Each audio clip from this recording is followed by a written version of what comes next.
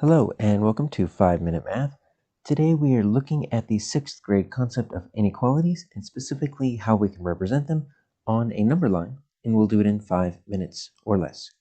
So let's start with a very simple inequality. Let's say x is less than 3. So how we can represent that on this number line? Well, one of the first things you need to realize is that if you have a less than, or if you have a less than or equal to, those are going to show two different things. So let's first represent this. That means any number less than 3, x can be. So x could be 2, x could be 1, x could be 0. The number line goes forever this way. And it could also be decimals. X could be 2.5, 1.5, 0.5. So what we need to do to represent that is we are going to draw an open circle. Now pay attention that your less than sign is going to be an open circle. It means it cannot equal 3, but it can equal 2.9 repeating. It can represent 2.8, but it cannot equal 3. And then anything to the left of 3, anything smaller than 3. So we're going to have an open circle, and it's going to go to the left or smaller than 3. If we had a less than or equal to sign, if let's say we change it to x is less than or equal to 3, then we would still put a circle at 3, but the difference is we would close it in. A closed circle means it can include 3, and it would still go to the left. So if you are solving inequalities in the 6th grade, most likely it's going to look something like this. You're going to have to do a little bit of work before you can isolate the variable. So we have 3x is greater than or equal to. Remember, this line underneath the greater than sign means or equal to. And that's going to mean it's going to be a closed circle on our number line. 3x is greater than or equal to 9. Now, how do we isolate this variable? Well, when we're looking at this, we can treat our inequality just like an equal sign.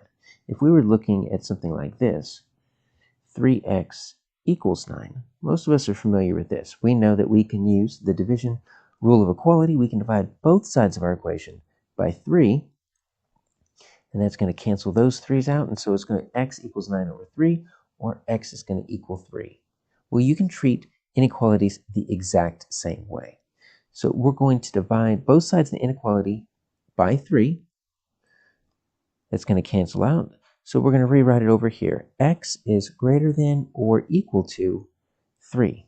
So x can be 3. So we're going to start here at 3, closed circle, and then greater than simply means it's pointing in the correct direction. It's going to go all the way over here. Make sure to include it all the way to the arrow because it could be any number greater than 3. Could be 10, could be 10,000, could be 10 million. But it's going to have a closed circle on 3 and then continue off to the right. So we've got an inequality here, and it looks like it's kind of split into two parts. So we're sitting at 5 right here. We've got an open circle, and let's say we're looking for x here. So this number line represents that x is going to be less than 5. Now it's not less than or equal to, it's simply less than because we cannot include 5 in our solution set because it is an open circle. Now, after this little blank right here, we've got a closed circle at 9. We can say that x is greater than or equal to 9.